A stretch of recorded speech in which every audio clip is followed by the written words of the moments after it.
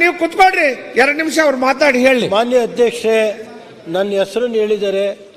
ಈಗ 12ರಷ್ಟು ನನಗೆ ಆರ್ಗ್ಯುಮೆಂಟ್ ಮಾಡೋ ಶಕ್ತಿ ಇಲ್ಲ. ನಾನು ಹೇಳೋದು ಅಲ್ಲ ಅಲ್ಲ ಅಲ್ಲ ಅಲ್ಲ ನಾರಾಯಣ ಸ್ವಾಮಿ ಅವರು ರಿಜ್ವಾನೇ ಇರ್ಬೋದು. ಈಗ ನನಗೆ ಗೊತ್ತಿಲ್ಲ ಅಷ್ಟೊಂದು. ಪಾಪ ಮಾನ್ಯ ಸಭಾಧ್ಯಕ್ಷೆ, ನಾನು ಹೇಳೋದು ನನ್ನ ಮಗ ತಪ್ಪು ಮಾಡಿದರೆ ಗಲ್ಲಿಗೆ ಹಾಕಿ ನಾನು ಬೇಡ ಅಂತಾನಲ್ಲ. ನಾನು ಹೇಳೋದು ಇಷ್ಟೇ, ಒಂದು 2 ನಿಮಿಷ.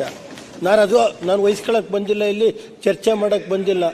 ನನ್ನ ಮೇಲೆ ಕಳೆದ 25 ವರ್ಷ ನಾನು ರಾಜಕೀಯ ಶಾಸಕನಾಗಿ ಕೆಲಸ ಮಾಡಿದ್ದೀನಿ. 40 ವರ್ಷ ರಾಜಕೀಯ ಜೀವನದಲ್ಲಿದ್ದೀನಿ.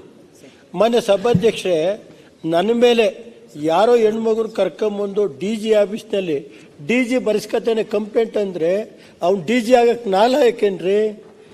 Unfit to the DG. ಇಲ್ಲಿ ಯಾಕೆ ಕೊಡ್ತಾರೆ ಅಧ್ಯಕ್ಷರೇ?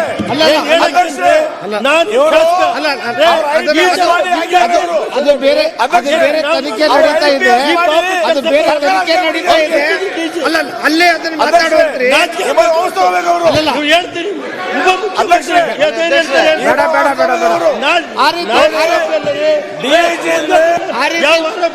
ಅಲ್ಲ,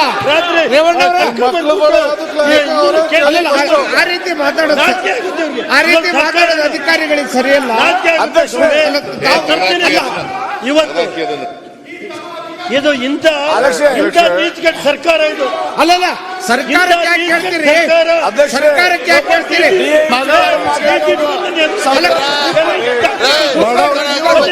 ನೀಚಗೆಟ್ಟ ಕೆಲಸ ಮಾಡಿ